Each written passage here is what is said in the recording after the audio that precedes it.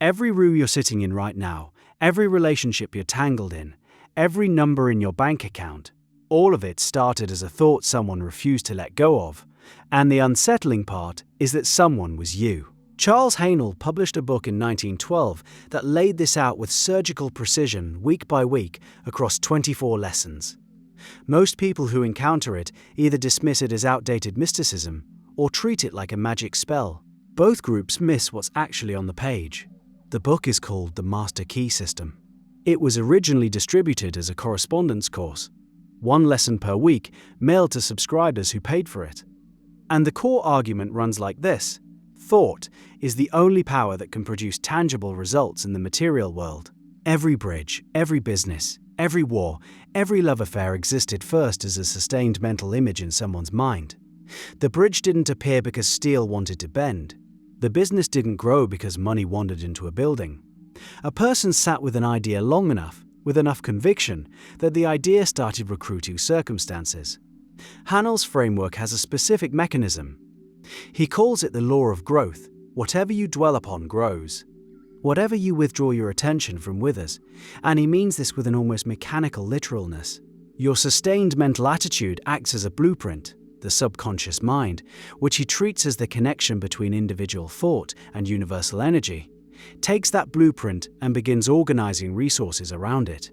People, opportunities, obstacles, all of it rearranges. So why does a book from 1912 keep resurfacing? Because the mechanism he described maps uncomfortably well onto things researchers started measuring decades later. Take expectation research. Physicians noticed that patients given sugar pills sometimes recovered at rates that rivaled actual medication. The patients held a conviction, this pill will help me, and their biology responded to the conviction itself. The effects scaled with the strength of belief. Patients who trusted their doctor more showed stronger responses. Patients who received a more expensive-looking placebo improved more than those given a cheap-looking one. The body was reading the mental image and adjusting accordingly.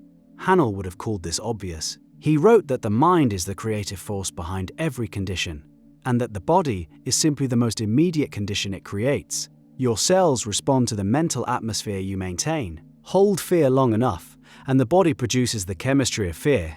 Tighten muscles, shallow breathing, suppressed immune function. Hold calm long enough, and the opposite cascade runs. The mental image comes first. The physical state follows. But Haanel pushed further than biology. He argued the same principle operates in your finances, your relationships, your career. And this is where most people get uncomfortable. Because if every external condition traces back to a sustained internal image, then the conditions you hate are also yours. You built them, one thought at a time, repeated until the subconscious accepted the blueprint as instructions. Think about how you talk to yourself about money. There's a running monologue, most of it below conscious awareness. I can never get ahead. People like me don't earn that kind of money. Something always goes wrong.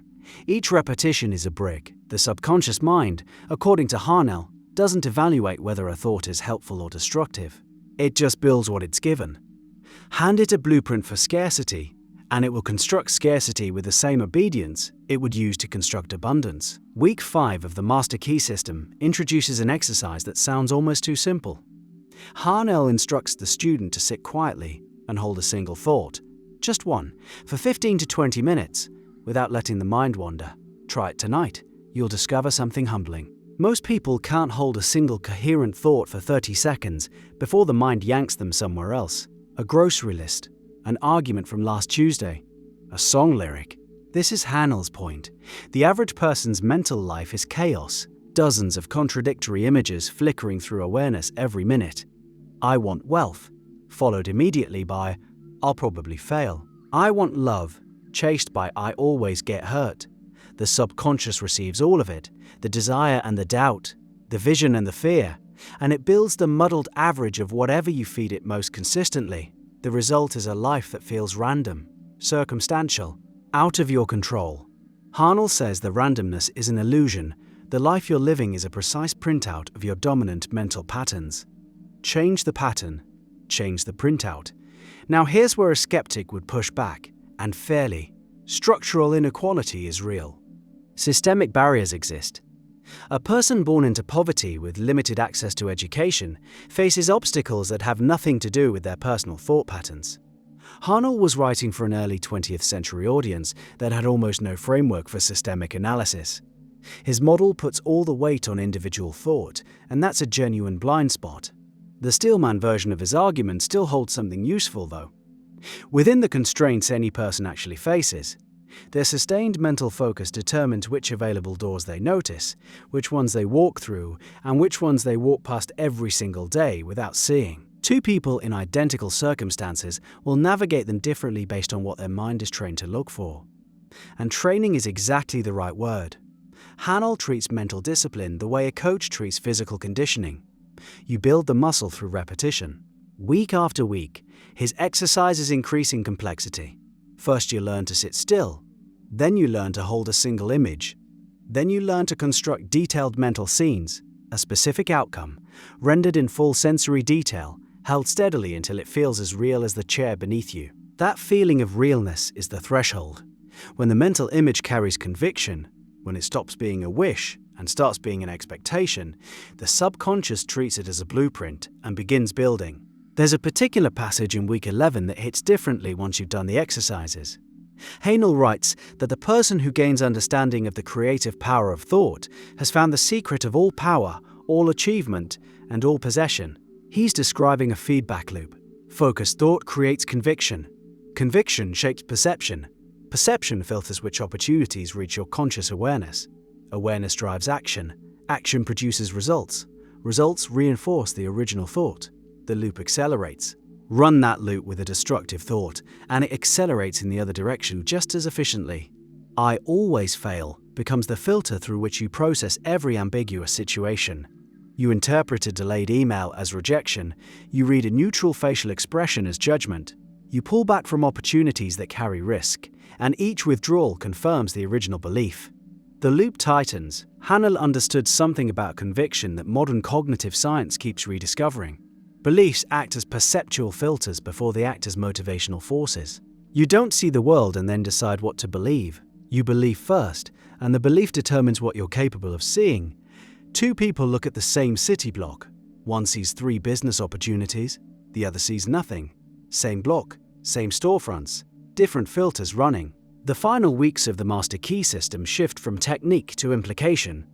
If thought is genuinely creative, if every condition was first an idea held with sufficient intensity, then attention becomes the most valuable resource you have. More valuable than time, because how you direct attention determines what you do with your time.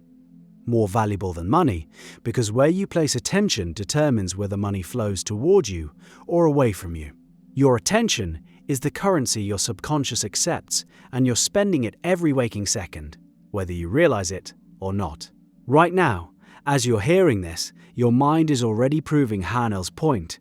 You're either holding this idea with focus and letting it reorganize how you think about your circumstances, or you're half listening while mentally composing a reply, checking the time, planning dinner. Both responses are blueprints. Both are being received. Haanel died in 1949.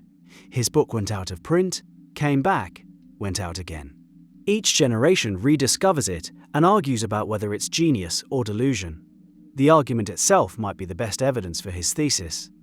The people who read it with conviction and apply the exercises tend to report that their circumstances shift. The people who read it with skepticism and set it aside report that nothing changed. Both groups got exactly what they held in mind long enough to build. The blueprint was always in your hands. The question is whether you've been reading it.